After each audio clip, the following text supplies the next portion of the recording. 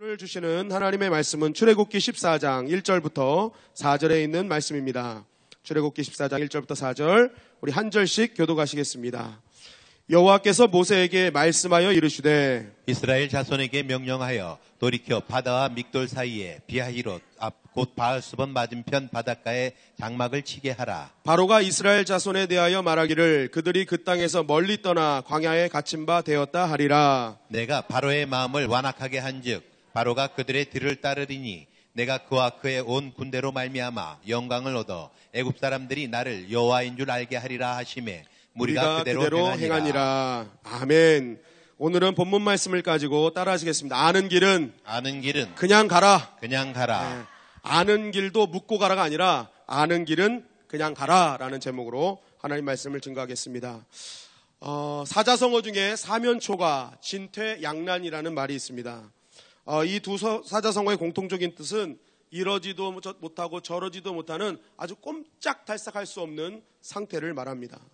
즉 사방의 길이 막혀서 어떻게 할 수 없는 그러한 상황에 직면해 있는 현상을 말하는 것입니다. 오늘 본문 그 홍해를 가르기 전에 그 홍해 앞에 서 있는 이스라엘 백성들이 바로 이 사면초가 진퇴양난의 현실이 아닌가 생각하게 됩니다. 여러분, 이스라엘 백성들은 하나님의 은혜로 출애굽해서 지금 담대하게 하나님의 인도하심을 따라서 계속 전진해 갔습니다. 특별히 하나님께서는 이스라엘 백성을 초자연적인 은혜로 인도하셨습니다. 그 인도와 방법이 뭐였습니까? 낮에는 무슨 기둥? 낮에는 구름 기둥, 밤에는 불 기둥. 낮에는 구름 기둥, 밤에는 불 기둥을 이용해서 하나님은 이스라엘 백성을 인도해 주셨습니다. 여러분, 여러분들이 이스라엘 백성의 입장이 되었다고 한번 생각해 보십시오. 여러분들이 가는데 낮에는 구름 기둥으로 가려주시고 밤에는 불 기둥으로 역사하시는 이 현장을 보면서 여러분은 어떤 생각을 하시겠습니까? 하나님이 나와 함께 하시는구나. 정말 하나님이 나를 인도해 주시는구나. 이런 은혜를 받지 않겠습니까? 여러분, 만약에 우리 현실 삶 가운데 한번 생각해 보세요. 하나님께 뭔가를 기도해요. 그럼 하나님이 그 길을 막 인도해 주신다고 생각해 보세요. 예를 들어서 내 아들이 고3인데 하나님, 내 아들 어디 학교를 가야 됩니까? 하나님 어떻게 해야 됩니까? 하는데 하나님이 눈을 탁 떴는데 낮에는 구름 기둥으로 날 인도해 주시는데 저쪽 관악구 쪽으로 자꾸만 데려가시는 거예요. 딱 봤더니 서울대가 거기 기다리고 있는 거예요. 밤에는 또 기도했더니 또 밤에는 불 기둥으로 막 인도해 주시는데 저쪽 신촌 쪽으로 또 막 데리고 가시는 거예요. 여러분, 얼마나 기쁘겠습니까? 낮에는 관악이고 밤에는 신촌이고 이거는 생각만 해도 입이 막 찢어지잖아요. 그리고 눈을 딱 봤더니 옆집 사람도 낮에 하나님이 구름 기둥으로 인도해 주시는데 낙성대를 가는 거예요. 관악구를 가는데. 그리고 또 이쪽으로 가다 보니까 군대를 가고 이렇게 되는 거예요. 그럼 여러분, 나는 서울대 가고 그런데 옆에 사람이 또 그러면 또 더 기쁘지 않습니까? 여러분, 솔직하게. 나는 좋은 데 가고 그래요. 여러분, 하나님이 이렇게 인도만 해주시면 얼마나 기쁘겠습니까? 그죠? 이런 은혜가 우리 가운데 있어야 될 줄 믿습니다. 지금 이스라엘 백성이 그렇게 인도함을 받고 있다는 거예요. 너무나 기분 좋게 그냥 하나님께서 낮과 밤을 계속 인도해 주시고 하나님은 그렇게 행진해서 당도한 곳이 바로 오늘 본문이었다는 거예요. 1절 말씀을 보도록 하겠습니다. 다 같이 읽겠습니다. 시작. 여호와께서 모세에게 말씀하여 이르시되 이스라엘 자손에게 명령하여 돌이켜 바다와 믹돌 사이에 비하히롯 앞 곧 바알스본 맞은편 바닷가에 장막을 치게 하라. 자, 하나님의 이러한 인도하심에 너무너무 기뻐서 이제 따라가서 장막을 친 곳이 어디였느냐? 비하히롯 앞 곧 바알스본 맞은편 바닷가에 장막을 쳤다는 것입니다. 그런데 말씀해 보니까 이곳은 장막을 치기에는 너무나 좋지 않은 장소였던 거예요. 3절 말씀 보겠습니다. 3절 시작. 바로가 이스라엘 자손에 대하여 말하기를 그들이 그 땅에서 멀리 떠나 광야에 갇힌 바 되었다 하리라. 자, 하나님이 예상을 하시는 거예요. 여기서 장막을 딱 치면 바로가 이렇게 예상할 거야 라고 하는 거예요. 어떻게 예상합니까? 그들이 그 땅에서 멀리 떠나 광야에 갇힌 바 되었다, 이렇게 생각한다는 거예요. 그러니까 하나님께서는 딱 예상을 하는 게 여기에 딱 장막을 치면 분명히 바로는 이렇게 생각해서 바로는 바로 따라올 거야 라는 거예요. 실제적으로 6절 7절 말씀 그것을 증거합니다. 다 같이 읽겠습니다. 시작. 바로가 곧 그의 병거를 갖추고 그의 백성을 데리고 갈새 선발된 병거 600대와 애굽의 모든 병거를 동원하니 지휘관들이 다 거느렸더라. 자, 이 장소에 장막을 쳤다는 얘기를 듣고 바로가 최정의 탱크 같은 그 병거를 가지고 왔다는 거예요. 당시 탱크지 않습니까? 그 최정예 정예 요원을 데리고 600대를 끌고 와가지고 이스라엘 백성을 다시 데려가겠다 하고 결정을 한 거예요. 왜 그렇습니까? 이 장소가 문제였기 때문에 그래요. 이 장소는요, 한번 들어가면 나올 수 없는 장소였기 때문에 그렇습니다. 앞에는 홍해바다, 옆에는 계곡 벽들, 그리고 뒤에는 애국 군대가 딱 버티고 있으면 꼼짝달싹할 수 없는 그러한 장소였기 때문에 이 바로는 그 얘기를 듣자마자 자신의 병거들을 총출동하여서 이 이스라엘 백성들을 다시 한번 데리고 오기로 결정했던 것입니다. 여러분, 이스라엘 백성은 하나님이 함께 하신다는 약속 하나만 붙들고 나왔습니다. 구름기둥으로 불기둥으로 인도해 주시는 것을 딱 보면서 하나님의 은혜가 있구나, 그런 은혜를 기대하면서 왔어요. 그래서 하나님은 장막을 치라 하셔서 장막을 쳤습니다. 그러나 그들에게 돌아온 현실은 무엇입니까? 아무것도 기대할 수 없는, 꼼짝달싹할 수 없는 그런 현실이 닥치게 되었던 것입니다. 여러분, 이 말씀을 보면서 참 우리의 삶과 비슷하다는 것을 깨닫게 되었습니다. 하나님의 인도하심이라 생각해서 여기까지 왔는데, 열심히 신앙생활을 하고 열심히 예배드리고 열심히 기도하면 뭔가 달라질 거라고 생각해서 왔는데, 막상 내 앞에 당면한 상황들은 꼼짝달싹할 수 없는, 내 이성으로 이해할 수 없는 어려운 상황이 내 앞을 가로막고 있다는 것입니다.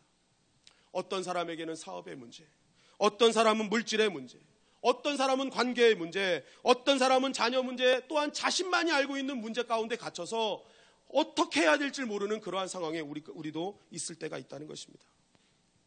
우리가 기억할 것은, 오늘 말씀을 우리에게 하나님께서 허락하신 것은 이러한 사람들에게 하나님께서는 은혜를 베푸시기 위해서 주신 말씀인 줄 믿습니다. 여러분, 지금 이스라엘이 어느 계곡에 잡혀 있었다 그랬어요? 비하이롯과 바알스본 사이였다. 여기서 비하이롯의 뜻은요, 히브리 말로 비, 입구라는 뜻이고, 하이롯, 이것은 자유라는 뜻이에요. 자유의 입구다라는 거예요. 즉, 이곳이 하나님의 구원, 하나님의 자유를 허락되는 장소라는 뜻이고, 맞은편에 있는 바알스본은 바알이 내려본다는 뜻입니다.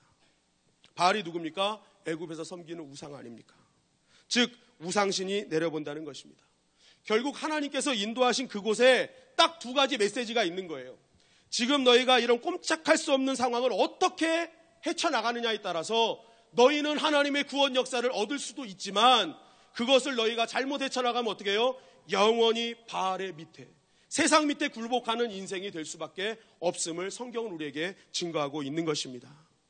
여러분들이 이 상황에서 어떻게 극복하고 결단하느냐에 따라서 하나님의 크신 은혜를 경험할 수 있지만, 자칫 잘못해서 또한 하나님의 은혜에서 멀어지는 인생도 될 수 있다는 것입니다.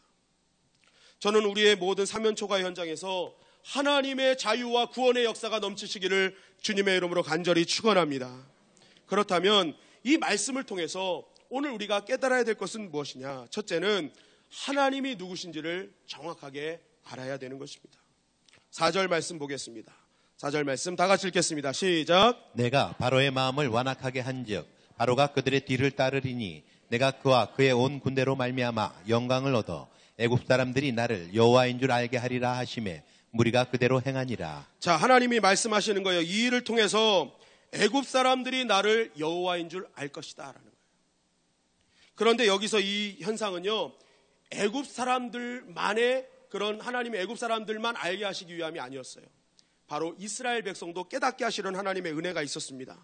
출애굽기 14장 31절 말씀입니다. 다 같이 읽겠습니다. 시작. 이스라엘이 여호와께서 애굽 사람들에게 행하신 그 큰 능력을 보았으므로 백성이 여호와를 경외하며 여호와와 그의 종 모세를 믿었더라. 자, 이스라엘 백성들이 눈앞에서 홍해가 갈라지고 애굽의 군대들이 수장되는 그 권능을 보면서 어떤 마음을 가졌대요? 여호와를 경외하고 모세를 믿었더라. 자, 그거를 보는 순간 여호와를 경외했다. 하나님을 진심으로 하나님답게 섬겼다라는 거예요. 자, 그렇다면 이 말을 반대로 하면 무슨 말이 됩니까? 이 일이 있기 전까지는 하나님을 하나님답게 여기지 않았다는 거예요. 모세도 신뢰하지 않았다는 거예요. 하나님의 인도자, 하나님의 리더를 리더로 인정하지 않았다는 현실입니다. 여러분, 사람의 한계가 무엇입니까? 사람의 한계는요, 자기가 경험한 만큼만 안다는 거예요. 경험한 만큼. 그래서 이 세상에서 가장 무서운 사람이 책 한 권 읽은 사람이라는 거예요. 그죠? 그 책이 모든 답이에요, 모든 답. 그래서 뭐 다른 거 생각지도 않아요. 이 책만 진리야, 이 책만 진리야. 그 책만 답을 얘기하는 거예요. 뭐예요? 경험한 만큼 많은 거예요. 여러분, 하나님을 인식하는 것도 마찬가지입니다. 우리가 하나님을 어떻게 인식합니까? 경험한 만큼만 알아요. 경험한 만큼만. 그래서 어떤 분들은 하나님을 만날 때 병고침으로 만났어요. 그러면 그분에게 하나님의 은혜는요, 병이 고쳐져야만 하나님의 은혜인 거예요. 다른 건 은혜가 아닌 거야. 하나님 병을 고쳐줘야 은혜인 거예요. 그래서 병 고치지 않으면 아유, 저 사람 하나님 못 만났어, 이렇게 얘기를 하죠. 어떤 분은 방언을 받아야만, 방언을 자기가 받을 때 하나님 만났기 때문에 방언을 받아야만 하나님을 만났다고 생각합니다. 그래서 방언을 못 받으면 아유, 믿음도 없어, 하나님 못 만났어, 이렇게 생각을 한다는 거예요. 어떤 사람은 재물의 축복을 받아서 하나님을 만난 사람은요, 복을 받아야만 하나님 만났다고 생각해요. 그래서 어려운 일이 있는 사람은요, 하나님 없다고 생각을 하는 거예요. 이게 무슨 현상입니까? 내가 경험한 만큼만 하나님을 생각하는 거예요. 그런데 오늘 하나님은 그러한 하나님이 아니라는 거예요. 하나님은 그 이상의 하나님, 이런 것을 하나님은 보여주기를 원하셨던 것입니다. 지금 이스라엘 백성들이 딱 나왔을 때 이스라엘 백성들은 430년간 애굽에서 노예로 살았어요. 그들은 430년간 애굽 사람이었고 애굽의 우상들을 섬기는 그러한 인생들이었어요. 하나님에 대한 인식은 전혀 없는 상황이어서 딱 하나님을 알은 건 뭐예요? 10가지 재앙을 통해서 아, 하나님 이런 분이구나 라고 생각했던 것입니다. 그래서 이들의 생각은 하나님은 그러한 재앙을 통해서 역사하신 하나님이라는 생각만 있었던 거죠. 여러분, 엘리야가 처음에 하나님께 부름받아서 불과 엘리야의 불로 하나님 역사하시는 걸 경험하잖아요. 그러면서 그 일이 있은 후에 막 의기소침해서 숨어 있는데 하나님께서 엘리야를 깨우실 때 불 가운데도 있지 아니하고 물 가운데도 있지 아니하고 세미한 음성 가운데 있으셨잖아요. 그게 무슨 뜻이겠습니까? 엘리야는 처음 부름받을 때 하나님께 쓰임받을 때 불로 쓰임받았어요. 그러니까 엘리야 머릿속에는요, 불로 역사하지 않으면 하나님의 역사가 아니라고 생각을 하고 있었던 거예요. 그런데 하나님 그걸 깨시는 거예요. 불 가운데 아니다, 나 없지 않냐? 물 가운데 없지 않냐? 나는 세미한 가운데 너에게 음성으로 다가가고 있다. 무슨 말씀입니까? 말씀 가운데도 하나님 역사하신다는 거잖아요. 네가 생각하는 그런 하나님의 한계에서 벗어나라는 것입니다. 지금 이스라엘 백성들에게도 하나님께서 이 초자연적인 그런 현상들, 있어야 될 상황에 직면하게 하신 것, 정말 말도 안 되는 상황, 이해되지 않는 상황에 직면하게 하신 것은 다른 것이 아니에요. 네가 알고 있는 하나님, 그 이상의 하나님을 너는 만나야 돼. 그렇지 않으면 너 흔들릴 수밖에 없다. 나머지 너희들의 인생이 정말 하나님을 의지하고 흔들리지 않는 그러한 인생이 되기 위해서는 이 가운데 역사하시는 하나님 만나라는 것입니다. 그래서 여러분, 때로는 하나님은 우리를 위기 가운데, 정말 우리가 알지 못한 하나님을 알기 위해서 그러한 어려운 현장 가운데, 이해되지 않는 현장 가운데 인도해 주시는 줄 믿습니다. 여러분, 결국 우리가 지금 헤어되지 않는 상황 가운데 직면한 이유는 단 하나예요. 그 가운데 내가 알지 못한 하나님 붙들기를 원하시는 것입니다. 끝까지 하나님 의지해서 하나님이 어떤 분인지를 깨닫게 하기 위한 하나님의 뜻이라는 것입니다. 마태복음 6장 9절부터 13절입니다. 한 절씩 교독하시겠습니다. 그러므로 너희는 이렇게 기도하라. 하늘에 계신 우리 아버지여, 이름이 거룩히 여김을 받으시오며 나라가 임하시오며 뜻이 하늘에서 이루어진 것 같이 땅에서도 이루어지이다. 오늘 우리에게 일용할 양식을 주시옵고 우리가 우리에게 죄진 자를 사하여 준 것 같이 우리 죄를 사하여 주시옵고 다 같이 읽겠습니다. 우리를 시험에 들게 하지 마시옵고 다만 악에서 구하시옵소서. 대개 나라와 권세와 영광이 아버지께 영원히 있사옵나이다. 아멘. 자, 주님께서 우리에게 가르쳐 주신 기도입니다. 이 기도의 내용을 보면은 하나님의 뜻이 이 땅에 반드시 임할 것이다. 일용할 양식을 주실 것이다. 우리의 죄를 사해 주실 것이다. 아무도 아멘을 안 하셔서 다시 하겠습니다. 하나님의 뜻이 이 땅에 이루어질 것이다. 일용할 양식을 주실 것이다. 우리의 죄를 사할 것이며 시험에 이길 길까 하시며 모든 추악한 악에서 구원해 주실 것이다. 여러분, 이것이 반드시 이루어진다는 거예요. 그런데 여러분, 진짜 주님께서 이 기도를 통해서 우리에게 알려주시고자 하는 메시지가 뭘까요? 여러분, 이 모든 것이 이루어지기 위해서 반드시 따라다녀야 될 게 있습니다. 주님은 바로 그것을 알려주고 싶으셨던 거예요. 이게 이루어질 건데 그 이유가 뭔지 아니? 그러면서 말씀하신 게 대개의 나라와 권세와 영광이 아버지께 영원히 있사옵나이다. 여러분, 이거를 말씀하시기 위함이었어요. 이게 무슨 말이냐? 대개는요, 원문을 보면요, 호티라고 해서 왜냐하면이에요. 이러한 모든 것이 이루어질 텐데 왜냐하면 나라와 권세와 영광이 아버지께 있기 때문이다라는 거예요. 주님이 결국 말씀하시고자 하는 거예요. 모든 것이 다 이루어질 거야. 그런데 그 이유가 뭔지 알아? 모든 것이 하나님께 다 달려있기 때문에 그런 거야. 내가 얘기하지 않은 것조차로 하나님이 다 갖고 계시기 때문에 너희는 기도하면 모든 것을 하나님께서 다 이루어 주실 거야 라는 것을 제자들에게 알려주시는 것입니다. 여러분, 우리가 이 기도를 하면서 우리가 믿어야 될 것은요, 일용한 양식 받은 것으로 그런 것으로 기뻐할 것이 아니라 모든 것 갖고 계시는 하나님께서 나에게 역사하셨구나, 그 하나님을 보는 눈이 열려야 될 줄 믿습니다. 오늘 주님은 그것을 우리에게 말씀하시는 거예요.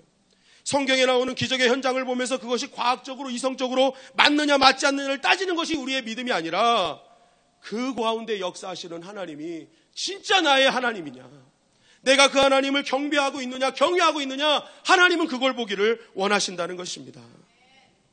여러분, 막막한 현실이 여러분 앞에 가려막고 있습니까? 도저히 내 능력 내 실력으로 감당할 못할 일들이 눈앞에 펼쳐지고 있습니까? 여러분, 우리가 하나님을 알게 된 결정적 계기들을 한번 기억해 보세요.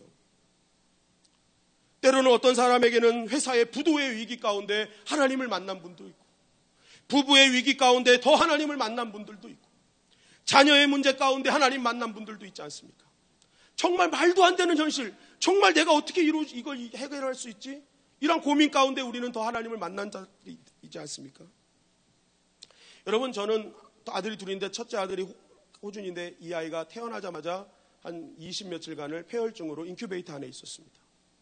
제가 그때 대전에서 사역하고 아이는 요 강남 성모병원에 입원했을 텐데, 면회 시간이 오전 오후 나눠 있어서 제가 하루마다 이렇게 대전에서 올라왔어요. 막 올라와가지고 이 아이 인큐베이터 안에 보면은 막 그 조그만 아이가 이게 막 이제 반을 찔려져 있죠. 그 뭐죠? 닌겔이 막 찍혀져 있어요. 근데 온몸에 다 닌겔인 거예요. 그리고 더 이상 할 데 없으니까 막 이마에도 꽂고.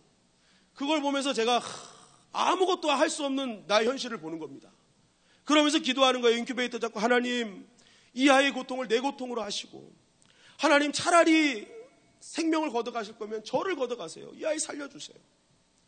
저희 어머니가 몇 년 전 뇌출혈로 쓰러질 때도 제가 그 현장을 보면서, 하나님, 이제까지 고생만 하신 어머니, 아버지 하나님 어떻게 합니까? 하나님 살려주세요. 제가 아무것도 할 수 없는 저 현실을 보면서 하나님밖에 없음을 고백하게 되더라고요. 그동안에는 막 기고만장 뭐 내가 다 할 것처럼 했지만 결국 생명을 주시고 생명을 걷어가시는 분 누구예요? 하나님이심을 깨닫게 하시는 거예요. 철저한 현장 가운데, 그러한 낭망의 현장 가운데 하나님이 함께 하시더라는 것입니다. 결국 하나님이 원하시는 건 무엇입니까? 하나님은 여러 가지 어려운 현실 가운데, 말도 안 되는, 이해되지 않는 그 현실 가운데 끝까지 하나님 붙드는 자에게 하나님 길을 열어주시기 위해서, 그 하나님 알려주시기 위해서 우리의 지금의 현장을 허락하여 주신 줄 믿습니다. 여러분, 마태복음 15장에 수로보니게 여인이 나오잖아요.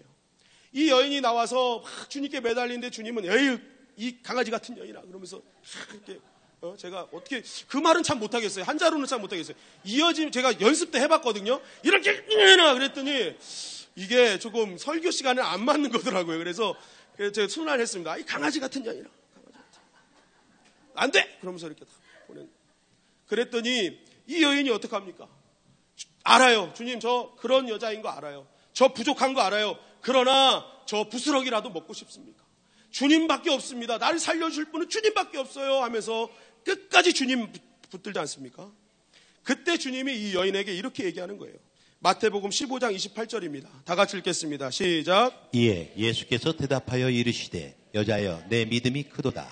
내 소원대로 되리라 하시니 그때부터 그의 딸이 나으리나. 자, 예수님이 말씀하시는 거예요. 여자여 내 믿음이 크도다. 내 소원대로 되리라 하신 거예요. 근데 여러분, 여기서 내 믿음이 크다 할 때 원문에 보니까요, 이 뜻이요 메갈레 피스티스예요. 그 뜻이 뭐냐면 메가톤급 믿음이라는 거예요. 여자야, 너 진짜 믿음이 어마어마하구나. 어떻게 내가 그렇게 얘기했는데도 너 이걸 떠나지 않고 나를 붙들 수 있니? 너 어떻게 이런 현실 가운데 자존심 상하지 않았어? 너 어떻게 이거 흔들리지 않고 나를 붙잡을 수 있어? 너 정말 대단한 믿음이다. 주님이 말씀하신 거예요. 여러분, 우리에게도 메갈레 피스티스가 있기를 주님의 이름으로 간절히 축원합니다. 하나님께서 우리에게 원하시는 것은 실력이 아니라 이런 큰 믿음이라는 거예요. 하나님이 어떤 상황 속에서 나와 함께 하실 것이고 역사하실 것이고 문제를 해결하실 분이니 나는 그분만 붙잡습니다라는 이 믿음을 하나님은 원하신다는 것입니다. 여러분, 우리는 믿음을 볼 때 뭐 대단한 결단을 하고 교회를 세우고 뭐 어마어마한 헌금을 하고 하면 우리가 뭐 대단한 믿음이라고 하나님 인정해 주실 거라고 생각하지만 그것도 인정해 주시지만 주님이 오늘 뭐라고 하세요? 어떤 상황에서도 끝까지 흔들리지 않는 믿음만 보시고도 너 진짜 큰 믿음이구나. 너 여기서 흔들리면 세상으로 나가서 네 마음대로 할 수 있는데 너 끝까지 나를 붙잡는구나. 너 진짜 메가톤급 믿음이다. 주님이 그거 인정해 주신다는 것입니다. 여러분, 주님이 오늘 우리에게 보시는 것은 오직 큰 믿음인 줄 믿습니다. 어떻게든지 주님 붙잡는 그 믿음, 하나님이 그 믿음 보실 때에 우리 앞에 눈앞에 있는 홍해 같은 문제가 싹 갈라지게 되는 것입니다. 바알스본의 무릎 꿇는 인생이 아니라 비하이롯 하나님의 구원의 역사를 경험하는 우리 모두가 되는 것입니다. 여러분, 오늘 우리에게 그런 믿음이 있기를 주님의 이름으로 간절히 축원합니다.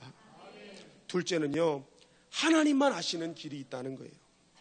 이사야서 43장 16절 17절 말씀입니다.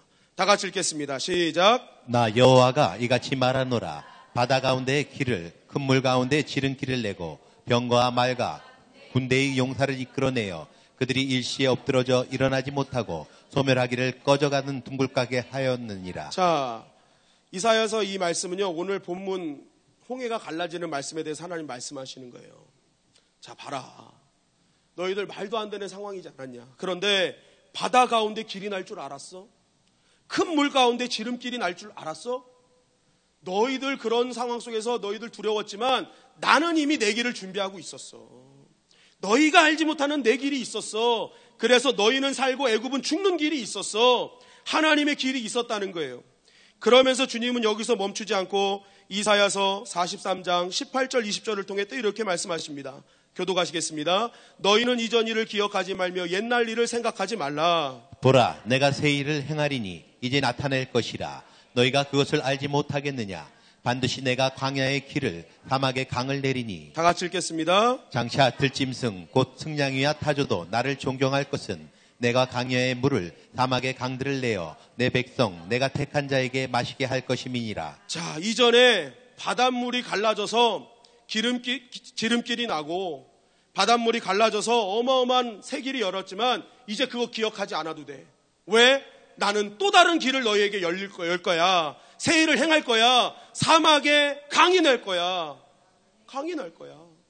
광야에 길을 낼 거야.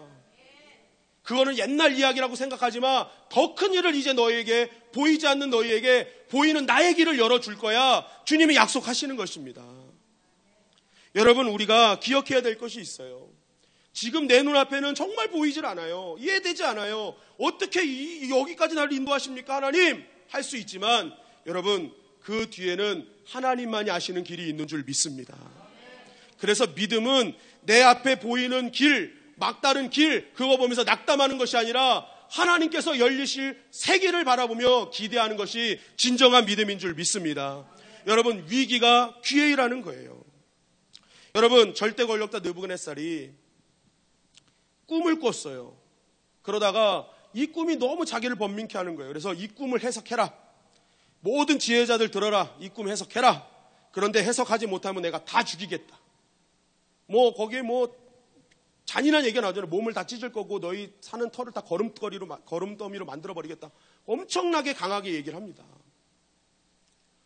그러니까 이 지혜자들이 막 이거 어떡하지, 이거 해석 못하면 어떡하지 하다가 시간 끌다가 어떡합니까? 느부갓네살이 이놈 새끼들 시간 끄네, 저 다 죽여버려 하고 명령을 내렸단 말이에요. 근데 여기에는 누구도 포함되어 있어요? 다니엘도 포함되어 있었어요. 그런데 다니엘이요, 이러한 상황이 딱 직면했을 때 다니엘이 했던 행동이 뭔지 아십니까? 먼저 자기 친구들한테 갑니다. 그래가지고 자, 하나님께 지혜가 있으니까 하나님께 이 꿈을 해석해달라고 나를 위해 기도해달라. 기도하고 딱 이제 왕 앞에 가는데 그때 다니엘서 2장 22절을 보면 이렇게 고백합니다. 그는 깊고 은밀한 일을 나타내시고 어두운 데 있는 것을 아시며 또 빛이 그와 함께 있도다. 다니엘의 고백이 뭐예요? 내가 알지 못하는 것 하나님 다 알고 계신다. 하나님이 세계를 준비하신다. 이 믿음이 있었던 것입니다. 자, 한번 보세요. 느부갓네살이 잘하지 못하면 죽인다고 했지만 잘하면 어떤 일이 벌어진다고 그랬어요? 어마어마한 상을 주겠다고 했어요. 양면성이 있었습니다. 그럼 보세요. 하나님께서 다니엘에게 어떤 걸 준비하셨는지 보세요. 포로는요, 그 나라의 총리 될 자격이 주어지지 않아요. 기껏 해봤자 지방 변방에 가서 뭐 이렇게 사또나 하고 그러지, 이 국가의 총리가 될 수 있는 자격이 노예한테 주어지지 않아요. 그런데요, 다니엘은요, 이걸 믿고 있었던 거예요. 하나님은 하나님의 은밀한 길이 있다. 우리가 알지 못하는 어둠 가운데 하나님은 빛으로 인도하신다. 이거 믿었잖아요. 그랬더니 어떡합니까? 하나님은 하나님이 준비하신 총리의 길을 다니엘에게 열어주신 것입니다. 다니엘은 뭘 믿고 있었어요?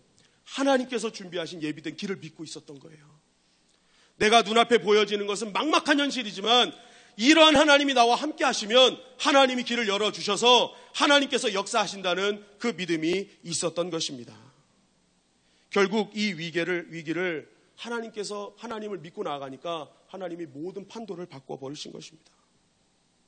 여러분, 성도는 위기를 나쁜 것으로 인식하는 것이 아니라 그 위기를 오직 하나님이 역사하심을 기대하는 기대의 관점으로 바뀌어야 될 줄 믿습니다. 하나님의 백성은 이것을 믿는 거예요. 하나님은 언제든지 하나님의 길을 여셔서 나의 인생의 모든 판도를 바꾸실 것이라는 그러한 믿음을 갖고 어떠한 어려운 상황 속에서도 내가 그 현장에서 다니엘이 되는 믿음을 하나님은 원하신다는 것입니다. 여러분, 막다른 골목입니까? 이해되지 않는 현실이세요? 여러분, 하나님이 세계를 준비하고 계심을 믿으시기를 간절히 바랍니다. 하나님만이 아시는 길을 지금 준비하고 계시는 거예요. 그래서 우리는 그 길 믿고 하나님께 더욱더 매달려야 될 줄 믿습니다. 셋째로는요, 아는 길은 그냥 가는 것입니다. 15절 말씀입니다. 다 같이 읽겠습니다. 시작. 여호와께서 모세에게 이르시되 너는 어찌하여 내게 부르짖느냐? 이스라엘 자손에게 명령하여 앞으로 나아가게 하고. 자, 말씀을 가만히 보세요. 여호와께서 모세에게 말씀하시는 거예요. 야, 모세야, 너 왜 기도만 하고 있어? 지금은 가야 될 때야 하고 말씀하시는 거예요. 야, 너 지금 기도할 때 아니라니까 가야 될 때야 라는 거예요. 그럼 어떤 분은 이렇게 생각하세요. 기도하지 말라는 건가? 그냥 가야 되는 건가? 이렇게 생각하시는데 그게 아니라 모세가 14절을 통해서 하나님께 기도하라고 하나님 말씀하셔요. 그래서 기도했어요. 그런데 계속 기도만 하고 있는 거예요. 하나님은 그게 아니라는 거예요. 야, 지금 내가 가야 될 길로 가야지. 내가 정해진 길이 있는데 그 길 가야지. 지금은 기도만 할 게 아니라 이제는 행동으로 가야 되는 거야. 내가 말했잖아. 내가 정해진 길이 있다고 말했잖아. 그냥 가는 거야. 라고 하나님 말씀하시는 거예요. 이거를 쉽게 이렇게 이해시키겠습니다. 40대 중년의 남자가 자기 엄마한테 가서 징징거리면서 나 이제 교회를 못 가겠어요 하고 세 가지 이유를 대는 거예요. 첫째, 아침에 일어나야 하는 것이 너무 힘들어요. 둘째, 성가대원들이 너무 음을 틀려요. 그래서 듣기가 힘들어요. 셋째, 장로님들의 기도가 너무 길어서 내가 지금 마음이 조마조마해요 한 거예요. 그랬더니 이 말을 들은 어머니가 가만히 생각하더니 네가 꼭 교회에 가야 될 세 가지 이유를 또 들으시는 거예요. 첫째, 교회에 모여 예배드리는 것은 하나님의 명령이다. 둘째, 주일 예배는 신앙의 기본 생활이다. 셋째는 네가 그 교회 담임 목사다라고. 이건 무슨 말입니까? 이건 묻지도 말고 따지지도 말고 어떻게 하라는 거예요? 가야 된다는 거예요. 그냥 정해진 거라는 거예요. 넌 담임 목사가 안 가면 어떡하냐? 너 가야지. 정해진 일이란 거예요. 정해진 일. 여러분, 이 말이 바로 그런 뜻이에요. 지금 하나님이 모세에게 얘기하는 거예요. 기도만 하지 말고 내가 정한 길은 가라는 거예요. 여러분, 하나님께서는 말씀을 통해 우리에게 모든 것 답을 주신 줄 믿습니다. 이게 뭐예요? 하나님 백성의 매뉴얼 아닙니까? 다 답을 주셨어요. 아는 것이에요. 이 말을 들으면 이 안에 어떻게 해야 될지를 다 알려주세요. 예배 드려라, 11조 잘해라, 또 하나님 앞에 잘 섬겨라, 이웃을 사랑해라, 뭐 다 있어요. 다 있어. 부모를 공경해라, 다 있단 말이에요. 우리는 이미 답을 알고 있어요. 그런데 어떡합니까? 우리는 이걸 다 알면서도 기도해요. 하나님, 내가 오늘 몸이 찌뿌둥한데 예배를 가야 됩니까? 말아야 됩니까?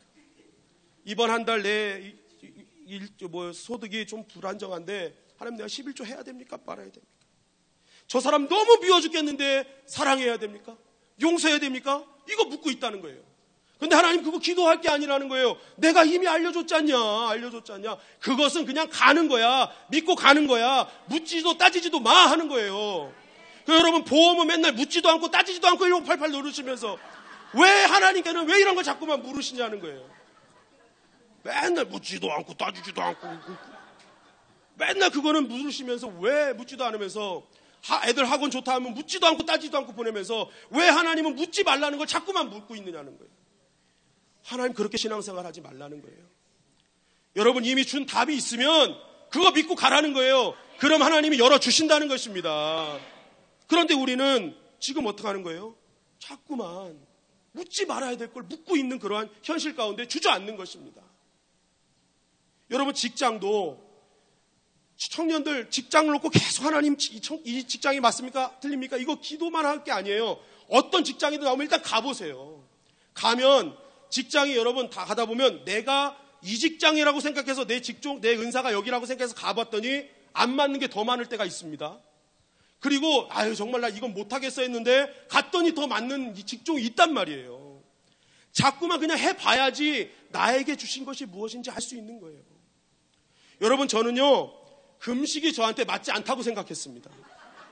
도저히 나는 금식할 수 있는 몸이 아니야. 나는 잘 먹고 잘하는 급식 영성이 될 거야. 늘 그랬어요. 잘 먹고 잘하는 급식 영성. 근데요 제가 벌써요 3일씩 금식하는 게 8주가 끝났습니다. 이제 얼마 안 남았어요. 해보니까 이거 어렵지 않은 거예요. 7주 8주가 되니까요 이게 밥을 먹는 건지 안 먹는지도 모르겠어요.